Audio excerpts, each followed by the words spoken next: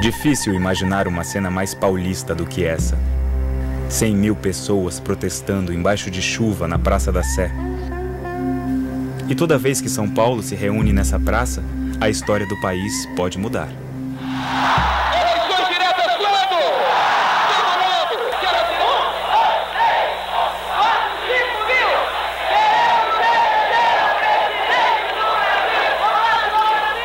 Em 1932, estavam lá Ferreirinha, estudante de Direito, Juliano Meira, jornalista de um dos maiores jornais do país, e Toledo, dono de uma barbearia no Largo São Bento.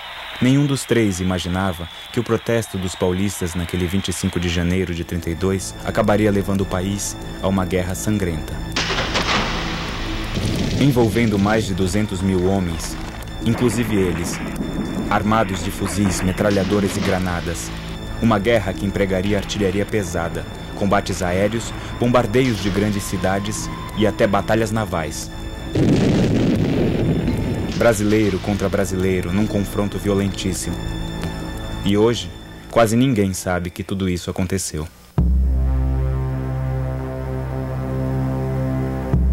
A história da Guerra de 32 começa antes de Juliano, Toledo e Ferreirinha nascerem, 40 anos antes do comício da Praça da Sé, quando os militares brasileiros derrubaram o imperador e deram início à República. Por trás do golpe dos militares estavam os fazendeiros e comerciantes ligados ao café paulista. Naquele momento, São Paulo deixava de ser coadjuvante e passava a ator principal na história do Brasil. Nos primeiros 40 anos da República, mudavam os presidentes, mas o modo de governar era sempre o mesmo: defender a qualquer custo a economia do café, principal produto de exportação do país. A produção de café, que não era vendida no mercado, o governo comprava e queimava se fosse preciso. O importante era manter o preço do café lá em cima. E não adiantava reclamar, porque as eleições eram fajutas. Menos de 5% dos brasileiros votavam, e os resultados eram manipulados pelos partidos republicanos estaduais, controlados pelos fazendeiros. Era o auge do coronelismo e do voto de cabresto. As cidades cresciam. Milhares de imigrantes chegavam, o país mudava, mas os coronéis não percebiam. Em 1929, mesmo ano em que Toledo assumiu a barbearia do pai, Juliano começou a trabalhar no jornal e Ferreirinha entrou na faculdade de Direito, a Bolsa de Nova York quebrou. O abalo da economia internacional causou forte crise no mercado do café. O desemprego e a fome aumentaram. No Brasil, as reivindicações dos trabalhadores eram resolvidas pela polícia com prisões e pancadas. A classe média, que já não tinha espaço político, sentiu-se estrangulada economicamente. Uma das poucas alternativas que os jovens da classe média tinham era seguir a carreira militar: cabo, sargento, tenente. Foram justamente os tenentes, que usavam armas como ferramenta de trabalho, que deram um basta na velha república. Em 1929, os fazendeiros do café paulista brigaram com os fazendeiros do leite de Minas Gerais. Os tenentes aproveitaram que a política do café com leite azedou e fizeram uma grande rebelião, tomando o controle dos quartéis no Brasil inteiro. Era a Revolução de 30. A ação dos tenentes nos quartéis recebeu o imediato apoio da população nas ruas. O presidente Washington Luiz foi derrubado e mandado para o exílio.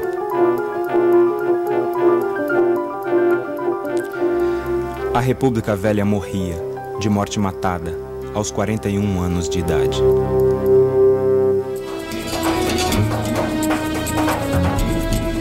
Os tenentes colocaram na presidência da República o candidato que tinha enfrentado os velhos republicanos na eleição anterior, o gaúcho Getúlio Vargas. Junto com ele, todos os grupos que apoiaram a Revolução sentiram-se perto do poder. De sindicalistas comunistas a fazendeiros e empresários liberais.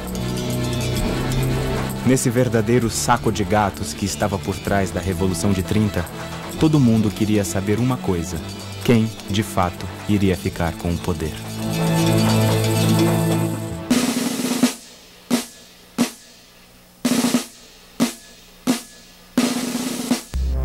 Em São Paulo, jovens liberais do Partido Democrático apoiaram a Revolução de 30.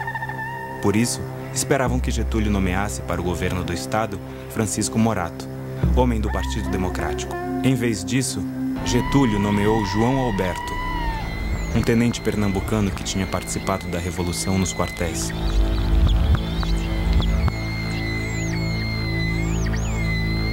A decisão irritou os liberais paulistas.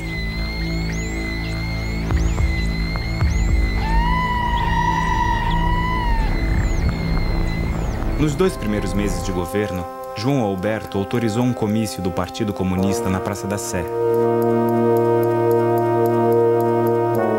Decretou um aumento salarial de 5% e jornada de trabalho de 40 horas para os trabalhadores das fábricas. E ainda distribuiu para os tenentes revolucionários terras de fazendeiros endividados com o Banco do Estado. Os liberais do Partido Democrático desejavam que a Revolução de 30 desse uma leve modernizada no país, sem mudanças radicais que ameaçassem os seus privilégios. Mas depois do primeiro mês de João Alberto no governo de São Paulo, os liberais paulistas começaram a desconfiar que os tenentes pudessem estar ligados aos comunistas, buscando mudanças profundas.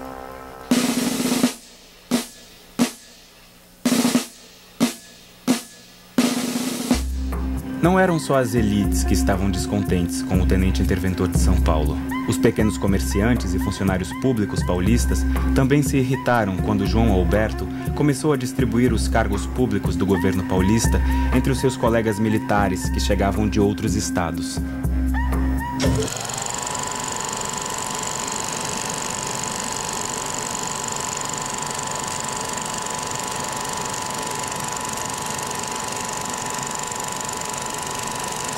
No final de 1930, as elites e boa parte da classe média paulista andavam contrariadas com os caminhos da Revolução de 30.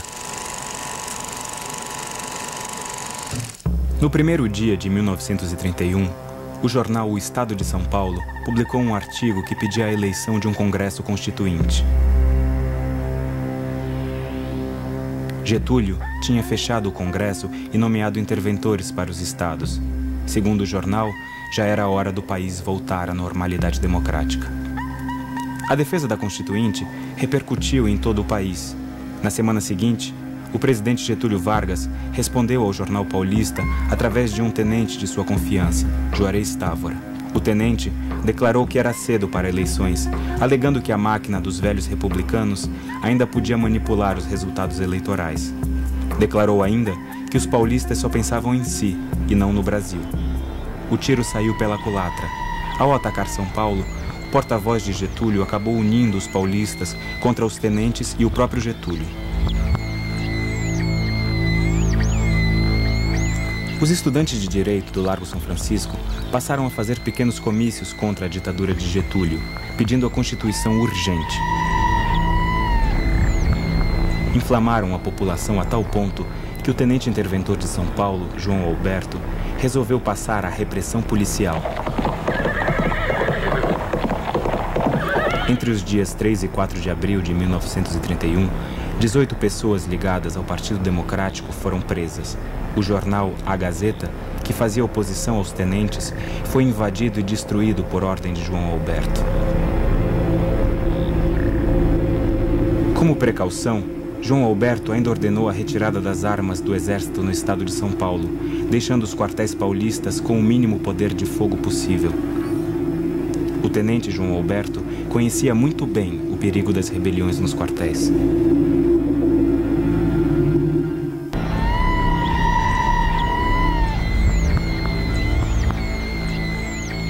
A causa paulista por eleições e Constituição ganhou adeptos no Rio Grande do Sul e no próprio Rio de Janeiro, capital do país na época. Getúlio e os tenentes viam o cerco se fechar contra eles. Para evitar que a casa caísse e acalmar os ânimos dos paulistas, Getúlio resolveu tirar João Alberto de São Paulo e nomeá-lo chefe de polícia no Rio. O novo interventor nomeado no lugar de João Alberto, Coronel Rabelo, também era ligado aos tenentes. Os liberais paulistas acharam que Getúlio estava trocando 6 por meia dúzia, tentando empurrá-los com a barriga. Em 17 de janeiro de 32, os liberais do Partido Democrático romperam de vez com Getúlio.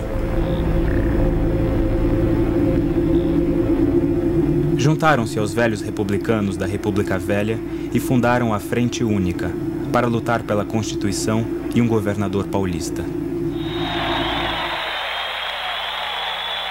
No dia 25 de janeiro, foi organizado um grande comício na Praça da Sé contra os tenentes e a ditadura de Getúlio Vargas, a favor da Constituição.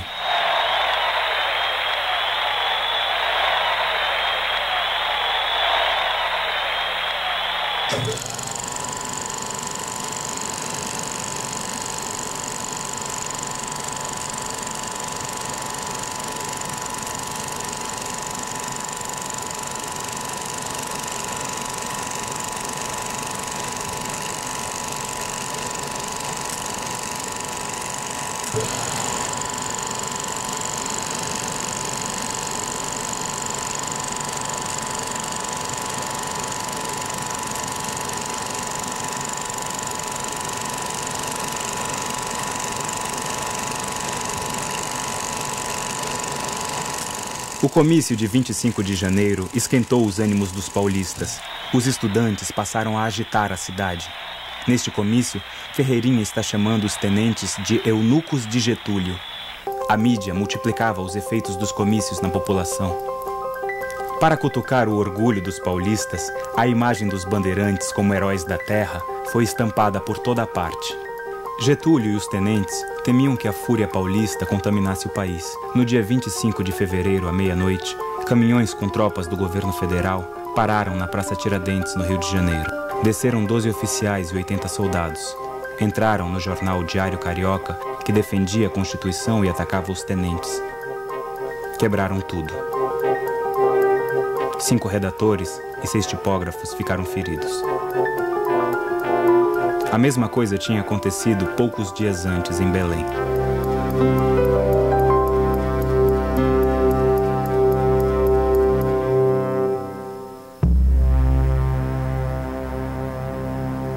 As frentes de oposição paulista e gaúcha passaram a articular suas forças para derrubar Getúlio. O clima nas ruas contagiava os militares. Em diversos pontos do país, havia militares que não gostavam de ver os tenentes mandando mais que os generais. Em São Paulo, o general Isidoro Dias Lopes e o coronel Euclides Figueiredo conversavam com o general Bertoldo Klinger, do Mato Grosso. Preparavam um plano militar para uma rebelião contra os tenentes e Getúlio Vargas. O general Klinger deveria começar um movimento revolucionário, trazendo para São Paulo 5.000 soldados bem armados que se juntariam no Vale do Paraíba a 10.000 soldados paulistas rebelados.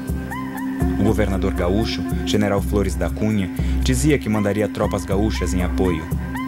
O governador de Minas também mandava recados que enviaria tropas para apoiar a revolta contra Getúlio. A data prevista para o levante era o dia 14 de julho, data da Revolução Francesa. Mas as coisas não aconteceram bem assim.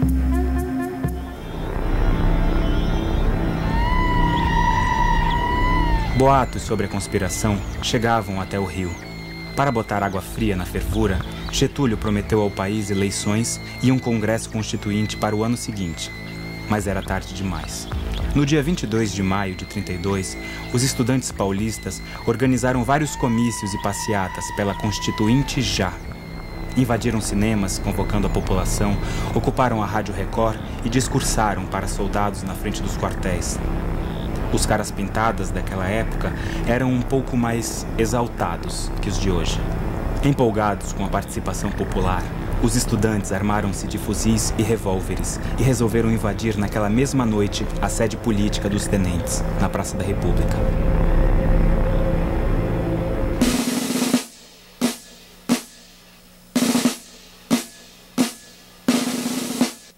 Dentro da sede política tenentista, os partidários dos tenentes tinham revólveres e uma submetralhadora. Os estudantes atacaram. Disparavam da Praça da República de peito aberto. Eram alvos fáceis para os tenentistas trancados no quarto andar. O tiroteio foi longo. Era muita gente, nós éramos muitos.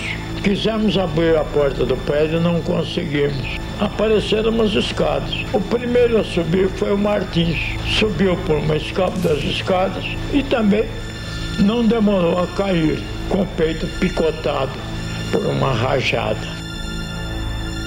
A batalha terminou às 4 da manhã do dia 23 de maio, com os corpos de 4 estudantes estendidos no chão da praça, mortos. Um deles tinha apenas 14 anos.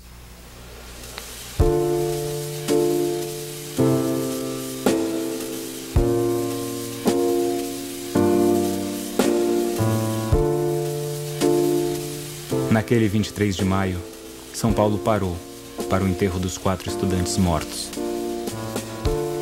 Nos dias seguintes ao 23 de maio, os estudantes fundaram o MMDC, sigla formada com as iniciais dos 4 estudantes, Miragaia, Martins, Drauzio e Camargo.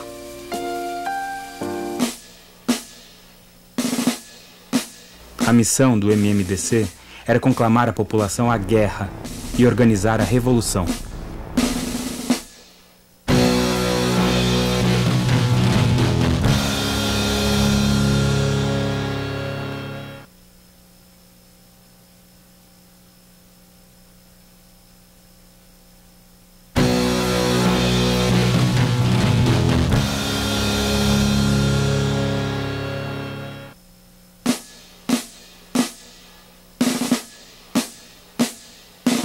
A morte dos estudantes no tiroteio contra os tenentistas na madrugada de 23 de maio pressionou os militares que conspiravam contra Getúlio a anteciparem a data da Revolução.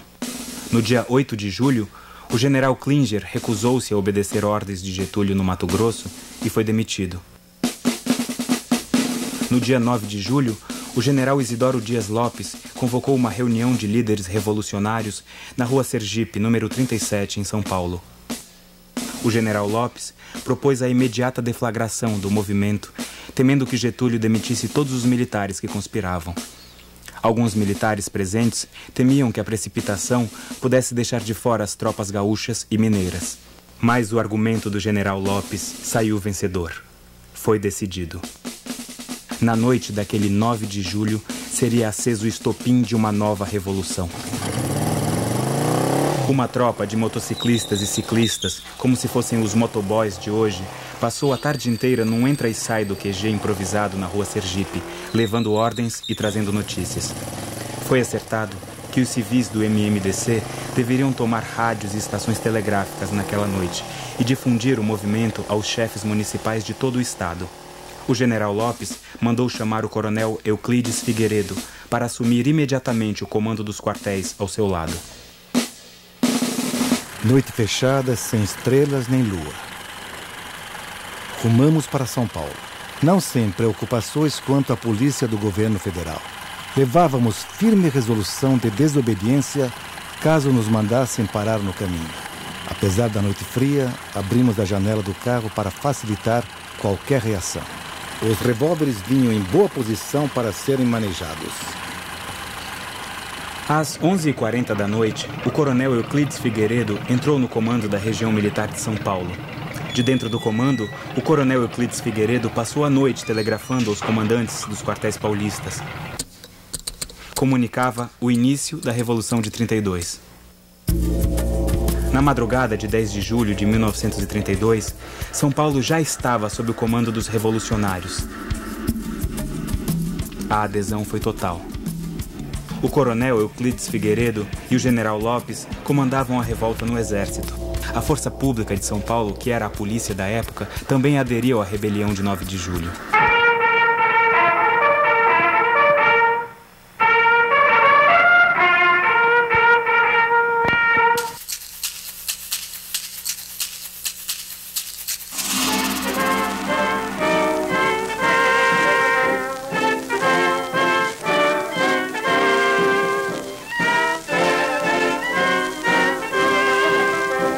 Ao amanhecer do dia 10, as primeiras tropas paulistas desfilavam pelas ruas da cidade para o delírio da multidão. As tropas partiram de trem para a Serra da Mantiqueira, a meio caminho da capital federal. De repente o trem parte e aquelas mulheres todas começaram a chorar copiosamente, porque afinal os maridos, os filhos, os irmãos iam para a guerra.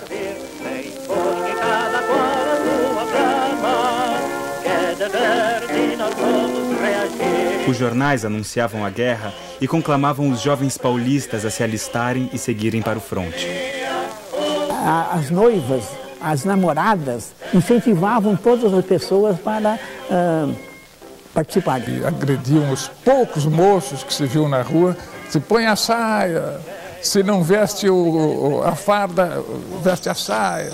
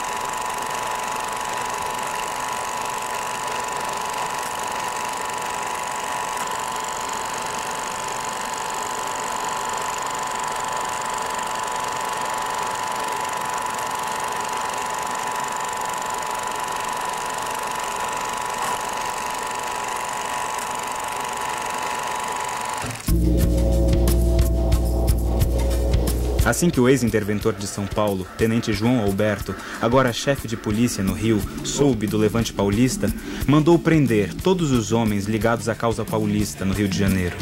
Na sede do governo federal, o general Góes Monteiro, comandante do exército de Getúlio, começou a contabilizar forças e mobilizar as tropas federais para enfrentar os paulistas.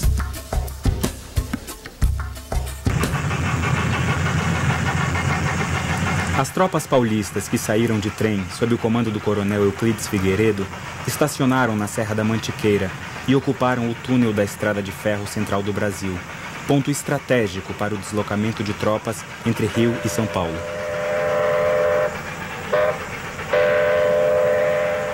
Os soldados tomaram posições no alto das escarpas.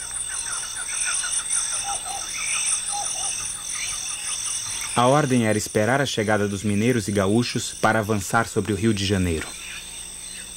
Enquanto isso, Getúlio Vargas trocava telegramas com o general gaúcho Flores da Cunha, tentando a todo custo que ele mudasse sua decisão de apoiar o levante paulista.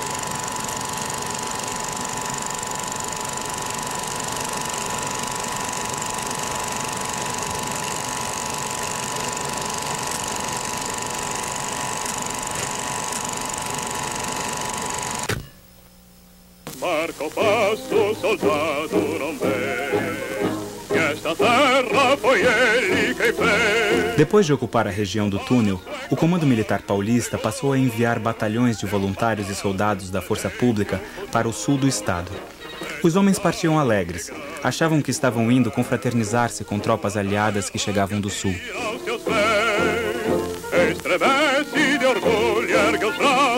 Mas assim que chegaram ao destino, o comando militar ordenou que cavassem trincheiras e ocupassem posições para um possível combate. O Comando Revolucionário Paulista ainda não sabia se vinham do sul aliados para a confraternização ou inimigos dispostos a matá-los.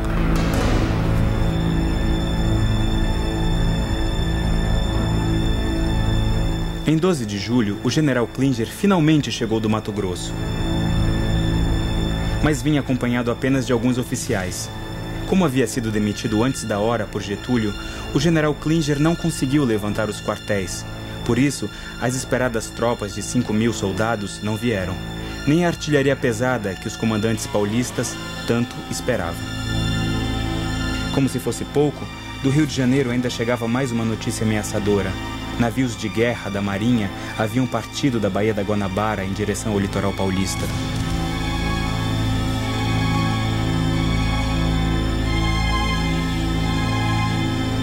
Além dos navios de guerra, o comandante do exército getulista, Góes Monteiro, enviou uma primeira tropa em direção a São Paulo, pela estrada de rodagem, já que os paulistas tinham ocupado a passagem ferroviária do túnel. Na altura de São José do Barreiro, toparam de frente com a infantaria da Força Pública Paulista.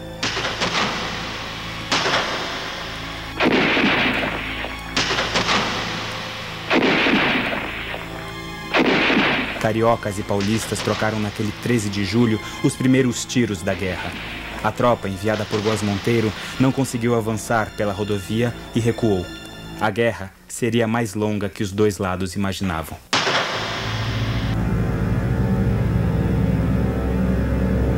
As tropas do coronel mineiro Eurico Dutra chegaram à região do túnel no dia 15 de julho, ao meio-dia, acabando com as dúvidas sobre o recado que o coronel havia mandado 3 dias antes. Os mineiros chegaram atirando. Os soldados paulistas não tiveram tempo para lamentações.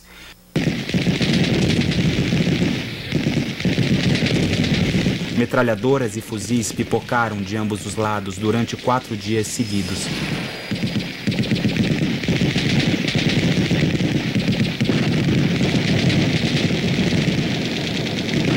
Os paulistas perderam algumas posições, mas conseguiram manter o estratégico túnel sob o seu controle.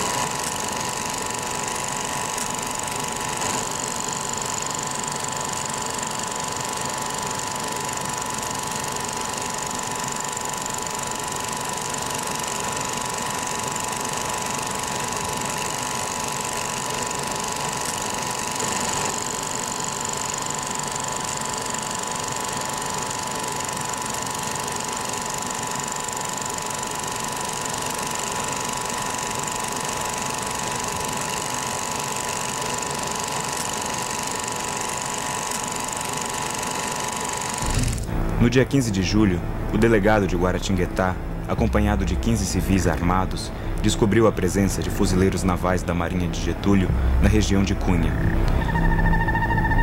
Os fuzileiros haviam desembarcado em Paraty e subido a serra. No mesmo dia, os dois grupos entraram em combate. Ambos os lados receberam reforços e posicionaram metralhadoras para um longo conflito.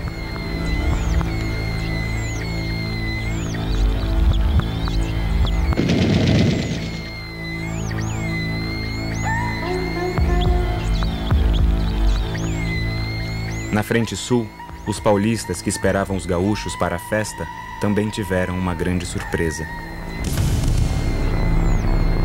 Chegaram mais de 6.000 soldados vindo dos 3 estados sulinos. Vinham por todos os lados, mandando bala nos paulistas.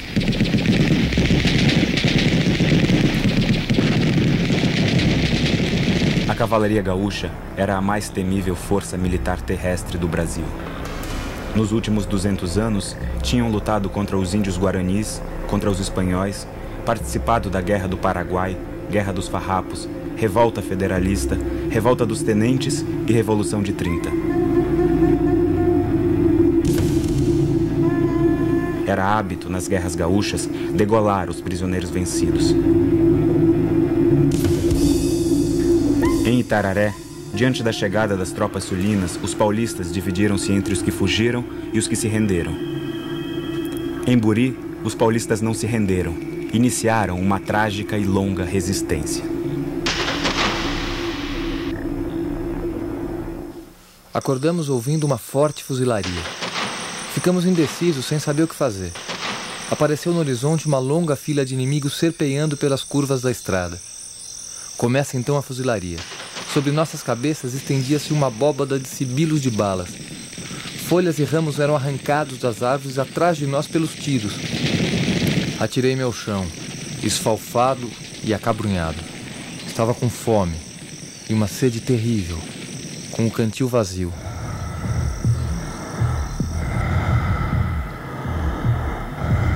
Terminado o primeiro mês de guerra, o Comando Militar de São Paulo possuía um quadro nada animador da situação.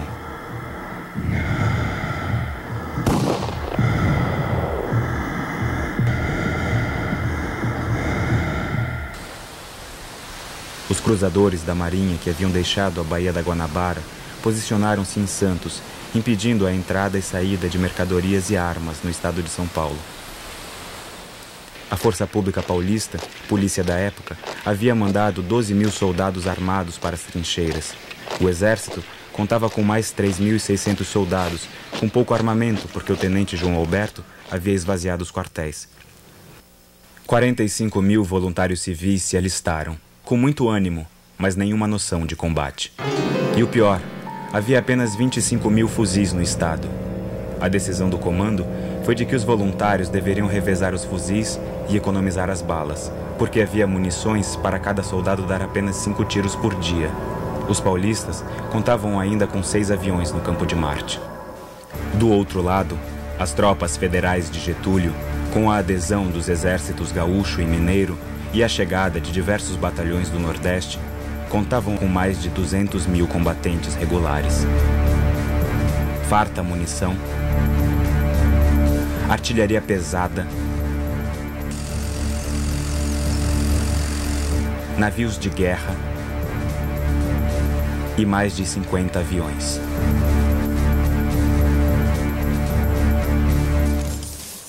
Apoiado por jornais e rádios, o Comando Paulista não relatava a dificuldade da situação para não esfriar os ânimos da população. Só as vitórias eram divulgadas. A imprensa de São Paulo, os jornais, que era o que predominava, controlados pelo governo, todos os dias nos diziam que as nossas tropas estavam avançando, ganhando, né? Mas o meu professor de geografia, vizinho de casa, comentava comigo, como é que a geografia não coincide com a notícia? Se eles estão de tal lugar para tal lugar, eles estão recuando e não ganhando.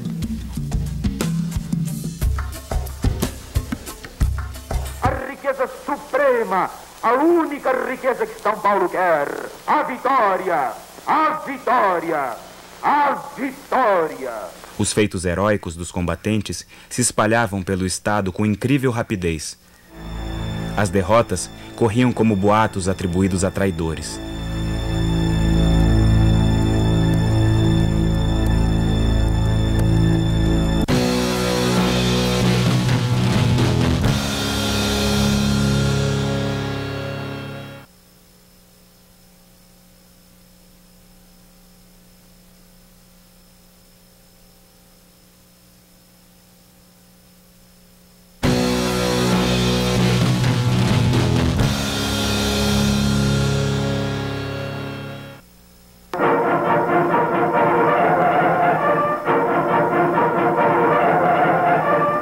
Lágrimas, adeuses, sorrisos de orgulhos molhados de emoção, de sentimento, de coragem.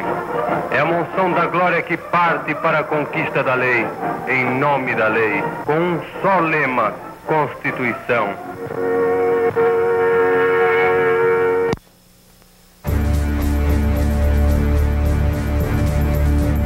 Jornais e rádios paulistas punham lenha na fogueira da guerra, acusando Getúlio de ser um ditador e usando a imagem dos bandeirantes para despertar o heroísmo nos combatentes. Do lado getulista, o país era informado que São Paulo lutava pelo retorno de seus antigos privilégios. Outra versão divulgada pelas rádios getulistas era que São Paulo estava dominada pelos italianos que queriam se separar do Brasil. O lado do governo chegou a treinar gente com fala paulista para dizer nas rádios do Norte que São Paulo estava dominado por um partido comunista que tinha um chefe chamado Matarazzo, que estava separando o São Paulo da federação. e que estes comunistas que estavam dominando São Paulo iriam acabar com a religião, enforcar os padres, destruir os altares.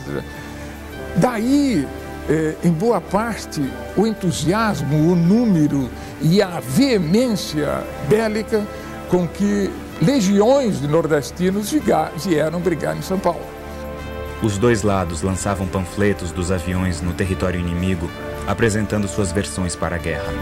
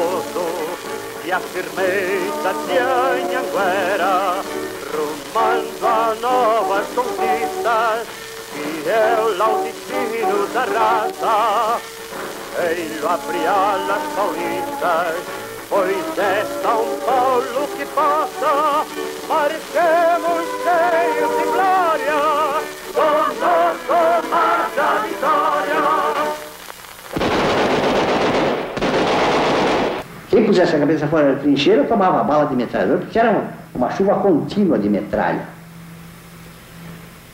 E por baixo desse guarda-chuva protetor, vinham os soldados do terceiro aéreo se arrastando para aproximar-se da trincheira para tomá-la de assalto.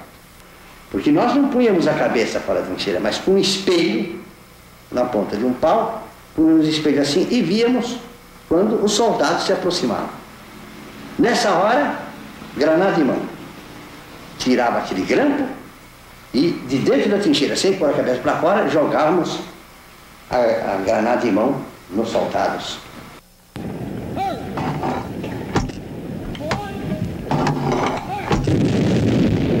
Apesar do esforço dos combatentes paulistas e da população, em vez de avançar, as tropas paulistas apenas se defendiam. Geralmente, tiro de cair. É da retaguarda para cair. Não. Disfarçaram os canhões e foram pôr em localização exata para dar tiro direto nas nossas trincheiras. As tropas paulistas terminaram o mês de agosto entrincheiradas em 6 frentes diferentes, sob o fogo cerrado de metralhadoras e bombardeio intenso de aviões e canhões federais.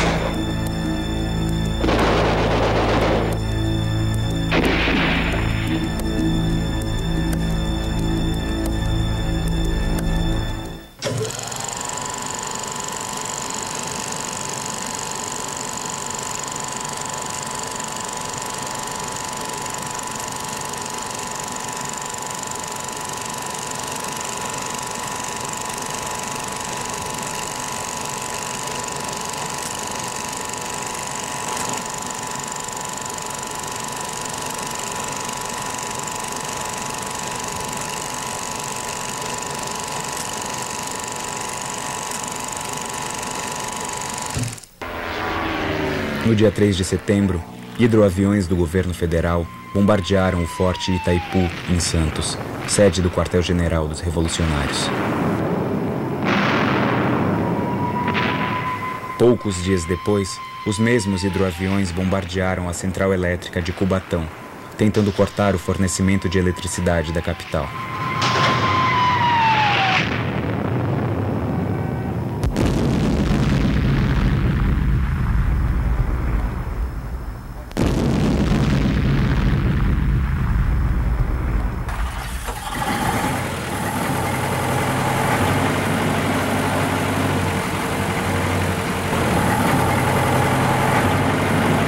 Em resposta, um avião paulista mergulhou sobre o navio de guerra getulista, disparando sua metralhadora. O avião foi abatido pelo fogo antiaéreo do navio. Morreram no mar o metralhador Mário Bittencourt e o piloto José Gomes.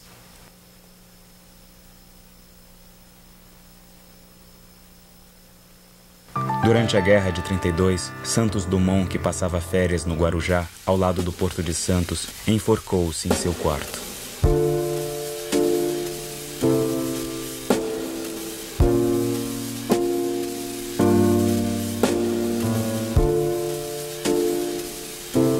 O inventor do avião havia declarado várias vezes que não suportava ver sua invenção utilizada para que irmãos se matassem.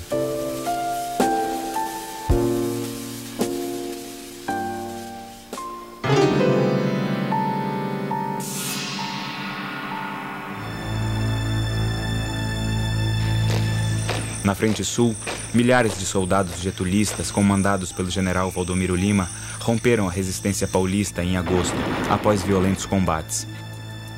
E em setembro, já avançavam em direção a Botucatu.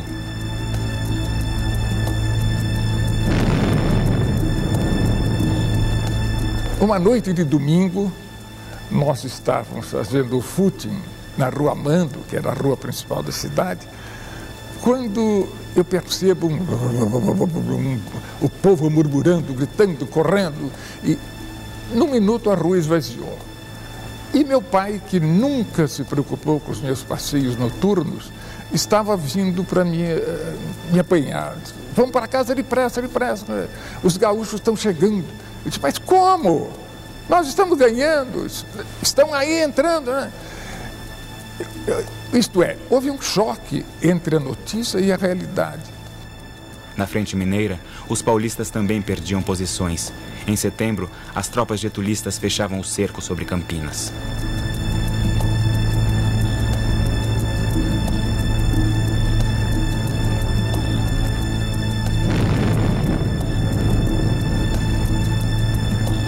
Os vermelhinhos, como eram chamados os aviões getulistas, começaram a sobrevoar e despejar bombas de mais de 40 quilos sobre Campinas.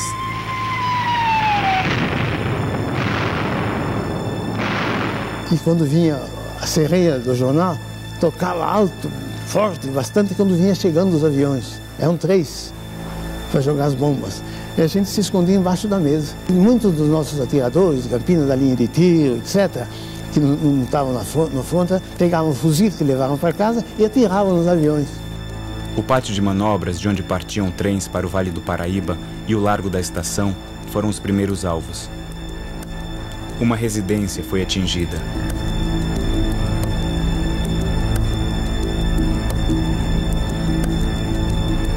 No dia seguinte, campineiros que partiam da estação em um bonde foram feridos no bombardeio aéreo.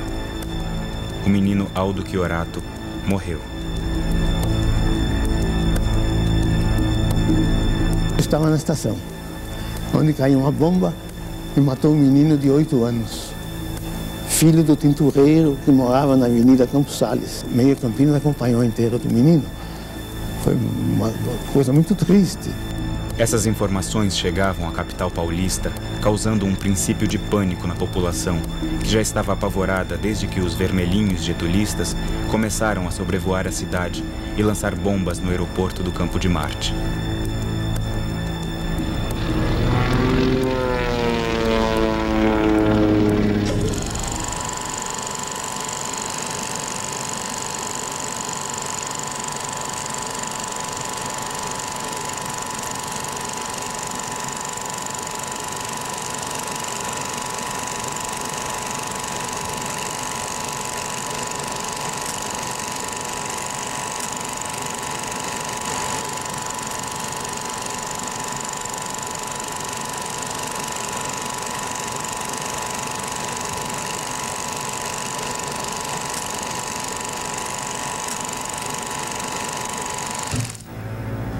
No dia 12 de setembro, os paulistas perderam o túnel que as tropas do coronel Euclides haviam ocupado nos primeiros dias da Revolução.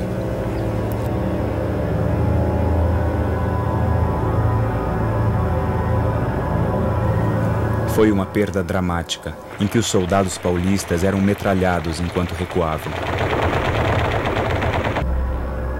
Nos dias seguintes, tropas getulistas tomaram Cruzeiro, obrigando os paulistas a abandonar as posições que mantinham em Cunha e recuar até a Aparecida do Norte.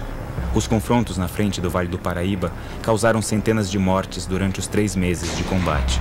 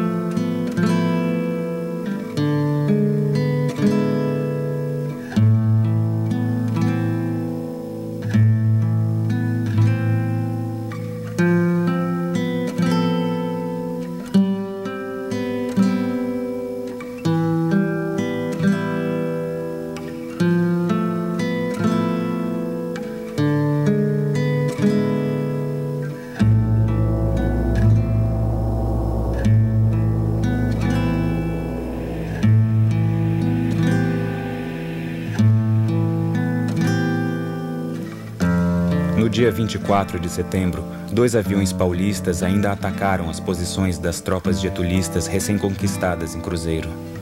Mas não adiantava mais. Naquela altura, os paulistas já haviam perdido a guerra.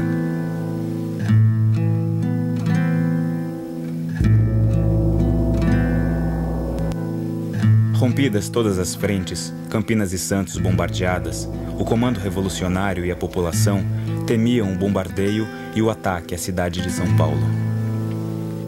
A 1h da madrugada do dia 29 de setembro, o general Klinger passava um telegrama a Getúlio Vargas.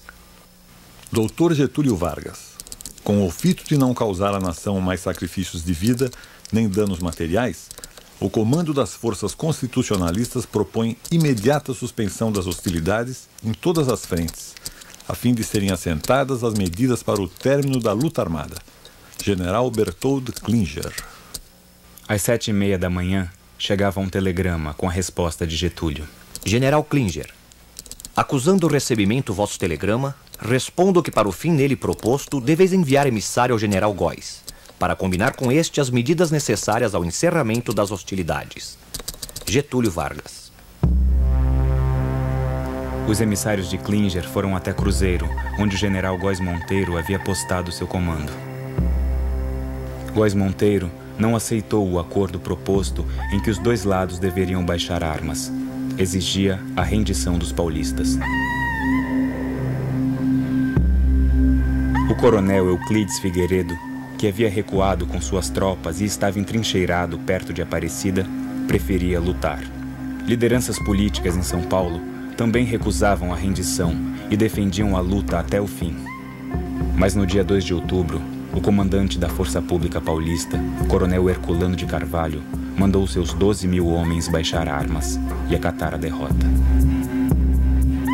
Sem eles, o coronel Euclides Figueiredo não podia mais resistir, mas ainda assim não aceitava a rendição. Enquanto nas trincheiras os paulistas se entregavam ou simplesmente retornavam para suas casas, o coronel Euclides decidiu partir para o Mato Grosso, onde os constitucionalistas ainda lutavam. Seguiu em um trem com 55 vagões, carregados com metralhadoras, canhões e tropas dispostas a continuar a luta. Atrás dos 55 vagões ia o trem blindado. Na madrugada de 3 de outubro, o coronel Euclides recebeu informações que o coronel Herculano de Carvalho havia entrado em entendimento com Góes Monteiro. As tropas da própria Força Pública Paulista tomavam posições para impedir sua passagem de trem por Jacareí. Euclides e seus homens abandonaram o trem no caminho e se dispersaram. A guerra acabava.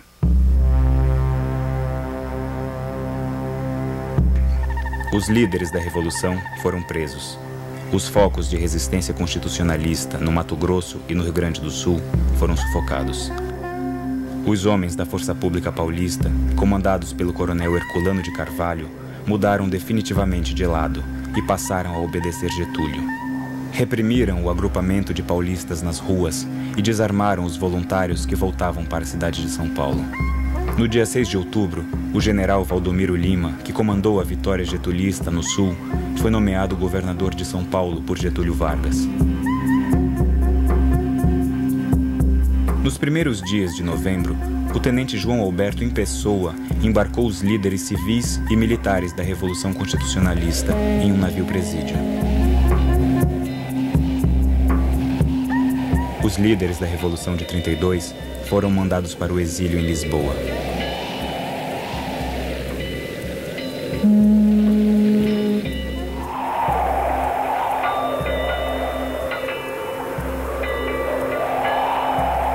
Os líderes partiram, mas a defesa da Constituição ficou.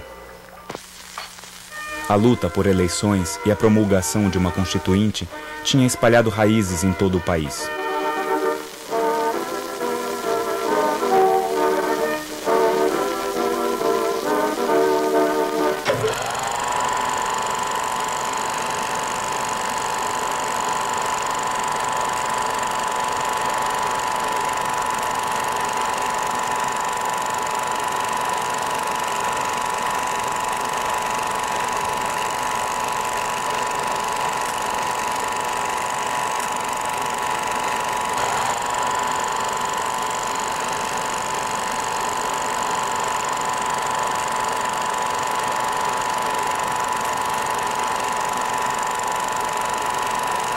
Em 1933, realizaram-se em todo o Brasil eleições para o Congresso Constituinte.